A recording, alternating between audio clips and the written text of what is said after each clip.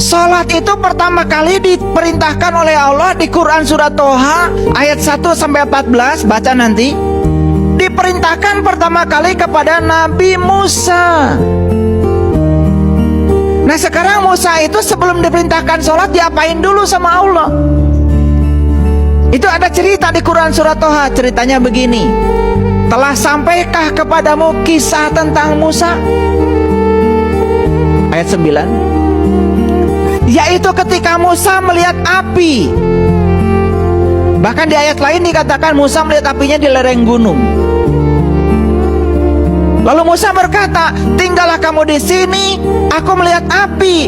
Semoga aku mendapatkan petunjuk dari api itu. Lalu Musa mendatangi api. Dan sesampainya di tempat api itu, api berkata, ya Musa, hai Musa. Apinya bisa ngomong. Dan seterusnya. Itu adalah prosesi di mana Musa membelah laut. Prosesi di mana Musa menggunakan mukjizatnya membelah laut. Membelah laut artinya adalah membuka ketertutupan mata kolbunya untuk sampai di tempat diri sejatinya. Sampailah Musa di Al-Muqaddasi Tua, tempat suci Nantua. Dan di situ Musa diberi syarat, hai Musa, sebelum kamu melangkahkan kakimu ke Al-Muqaddasi Tua, lepaskan dulu kedua terompahmu. Itu perintah pertama kali. Jadi Musa disuruh melimpaskan terompah. Terompah itu kiri kanan. Kiri kanan tuh benar salah, kiri kanan tuh baik buruk. Lepaskan dulu dualitasmu. Lepaskan dulu pada dualitasmu. Itu perintah yang disampaikan pada Musa. Setelah sampai melepaskan itu dua-duanya, dualitas dilepaskan, Musa baru bisa memasuki Al-Muqaddasi Tua. Syarat untuk memasuki rumah Tuhan, melepaskan kedua terompah. Jadi sholat itu di mana? Sholat itu di Baitullah. Sholat itu di rumahnya Allah. Sholat itu menyatu dengan Allah. Dan untuk menyatu dengan Allah, syaratnya satu, lepaskan dulu kedua terompah. Itu Quran. Itu Quran. Dan selanjutnya apa yang diperintahkan Allah pada Musa? Saat itu Allah mengenalkan diri kepada Musa. Apa kata Allah?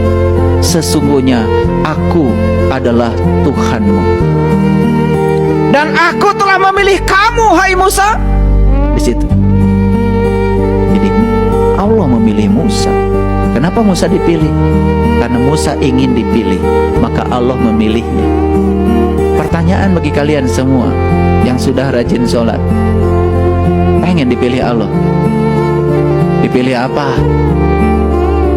Jadi RT? Dipilih Allah untuk memasuki Al-Muqaddasi Tua. Dipilih Allah supaya bisa menyaksikan Allah.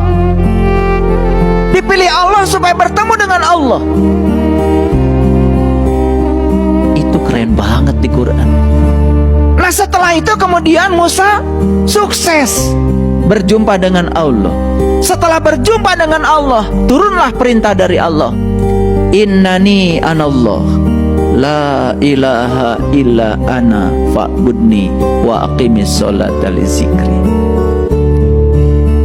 Lalu diberitahu di ayat lain, untuk apa kalian sholat? Allah beritahu, aqimis sholat, inna sholat tanha anil fasa wal munkar. Sholat itu adalah sarana untuk mencegah kamu supaya tidak berbuat keji dan munkar. Sholat bukan tujuan. Lalu apa yang kalian lakukan? Ngitung rakaat dan merasa sudah menumpuk pahalamu?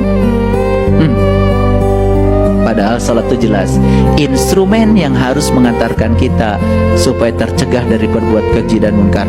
Hasil salat adalah kita mendapatkan karomah tadi, kemuliaan akhlak dari salat kita. Makanya orang yang salatnya benar pasti akhlaknya mulia. Orang yang akhlaknya mulia tidak mungkin melanggar jati dirinya sendiri. Dititipin duit pasti jujur, dititipin jabatan pasti jujur, titipkan apa saja pada dia pasti benar. Banyak sekarang orang sholat dititipkan ini dan itu tidak jujur. Karena apa? Karena dia tidak mencapai karomah sholatnya, tidak mencapai kemuliaan. Paham maksud saya? Itu saya baru cerita sholat. Nabi Muhammad juga sama, kan tidak sholat dulu, mi'raj dulu. Sama seperti yang dialami Musa, melakukan perjalanan. Nabi Ibrahim sebelum sholat sama, dibakar api. Tapi bukan dibakar api seperti itu, dibakar api cinta, dibakar cahaya di atas cahaya. Nabi Yunus sebelum sholat sama, ditelan ikan dulu, mati sak jerening urik. Meniti ke dalam diri dulu. Semua nabi dan rasul juga sama. Sebelum melakukan itu, melakukan prosesi meniti ke dalam diri, menemukan jati dirinya. Itulah yang keren. Kalau sholat di tingkat ini, di tingkat kesadaran seperti ini, jelas bukan sholatnya robot lagi. Sholatnya memiliki rasa, air mata keluar, kesadaran meningkat. Mengingat Allah, menyadari keberadaannya dalam diri. Allah bersamaku, tetapi selama ini aku tidak merasakan kehadirannya. Sepanjang sholat tidak pernah lepas dari Allah. Menangis air mata mengucur karena apa? Merasakan penyatuan dengan Allah, merasakan kehadiran Allah dalam dirinya, merasakan dia memenuhi seluruh ruang kosong dalam dirinya.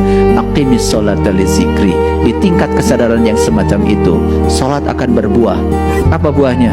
Tanha anil fahsya wal munkar.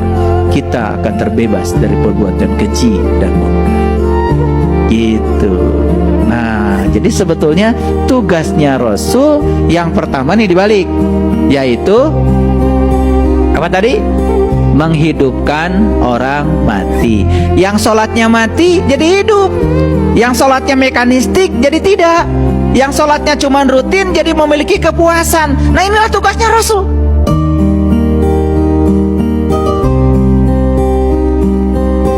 Dan tugasnya para ulama sekarang tuh ini sebetulnya. Sampai Imam Al-Ghazali membuat kitab namanya Ihya Ulumuddin, karena saat itu belum melihat agama sudah mati. Agama sudah mati. Maka beliau membuat kitab itu untuk menghidupkan kembali agama agar hidup. Makanya beliau disebut seorang mujadid, seorang pembaharu. Beliau tidak mengajarkan rutinitas, beliau mengajarkan pola pikir yang cerdas. Ayo, ini loh esensinya sholat.